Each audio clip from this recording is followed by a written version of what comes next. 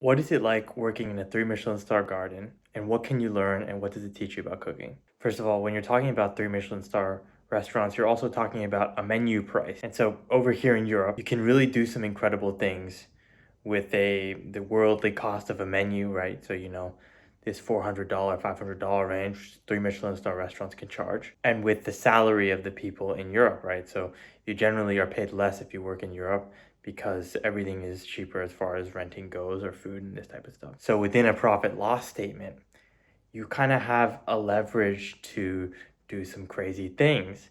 And in the restaurant I work with, they take that extra money and invest it within their garden. So long story short, we have a bunch of gardens. This would not be possible in any USA kitchen because the profit loss is so tight, right? Since the wage and salary of people is a lot cheaper here, with this three Michelin star menu that costs $400, you can do these crazy things, and that these gardens are ridiculous and reflect that. So I'm lucky to be able to work in these gardens when given the opportunity. When there's like 5 huge gardens with a bunch of produce and a bunch of possibilities. They're there for testing and pushing the boundaries of this local, very short supply chain. And so what you learn and what you come to find out is that gardening is not that complicated.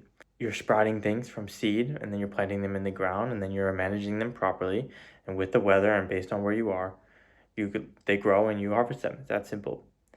But what it comes down to is managing your greed and managing how much you can actually take from the garden.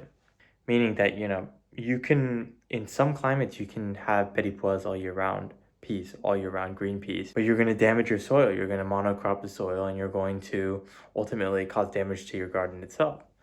And of course, to say the least, in the spring, the peas taste the best. But it's this kind of temperance or moderation you need to have to understand that there's a symbiotic relationship between all the plants that you're growing and what's happening in the season and in the actual garden. So that if you were to just plant one crop year round, things would start to happen to the actual produce itself, mostly in the form of diseases or nutrients imbalance in the actual produce, which can lead to the characteristics of bad fruit. You go to the supermarket, you can tell which are bad fruits by touching them, feeling them, smelling them. Even the ripe fruits that are supposed to be, that are there and they're ripe, they're supposed to be ready. They lack flavor, they lack texture, etc. That is a problem coming from the culture of the actual garden itself. And this is important, of course, for a restaurant because you're trying to highlight what's coming out of the ground at that moment, at least in my case, in the restaurant I work at. And so all of these things slowly start to matter more and more.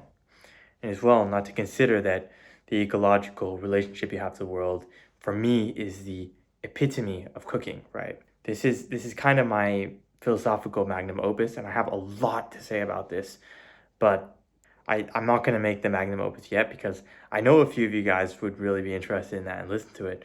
But it's too early. But it needs to be considered, this ecological concept for food. We got to make fertilizer, make beds, harvest.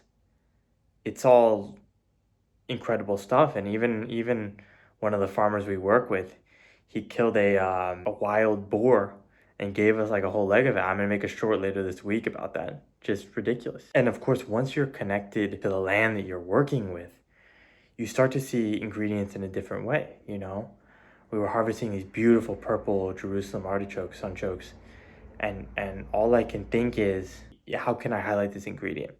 I can make a tart shell from the from the starch in the Jerusalem artichoke one way or another by boiling, dehydrating. I can have raw slices highlighting the pure flavor and aromatics of the artichoke. I can cook it and make a puree. I can use the skin and dehydrate it, then chop it up very thinly and then fry it. Like, I see those things coming out of the ground, and it comes from a physical place. It's grown in the ground. It's hard to harvest. It really makes you connect with those kind of innate things that get overlooked when you're normally cooking. You just get an order from your purveyor, you open it, you say, oh, that's cool, there's clean, undirty Jerusalem artichokes. It actually affects the way you think. It's like when I started working in a kitchen, we would buy pork belly, pork smoke, pork belly, cured pork belly and slice it ourselves to make bacon, right? I had never made that connection that bacon and pork belly are the same thing, you know? This through line, which is what I call and refer to as ecology, right? This understanding of what you're consuming in its relationship to the world, it's so lost on people. And gardening and cooking, right? Cooking is the way to connect you to the world in a very spiritual and meaningful way, you know? Again, you're just, doing manual labor and picking stuff out of the ground or picking things and harvesting things, and you look around and it's just shockingly beautiful. And as I keep growing and as I keep learning to cook, I never want to let go of this, you know? The chef that takes care of everything that's happening in the restaurant is the chef that cares about the produce is coming in their doors. And I don't mean that as in flavor. I mean that as in the whole process, the well-being of the people harvesting your food, the well-being of your staff. It's all contributes itself into the final plate and a restaurant concept, you know? That's it for this time. I have a few more bangers coming. So stay tuned for that. Thank you for watching and thank you for contributing with comments on the channel, and I love communicating with you guys, so keep it real out there.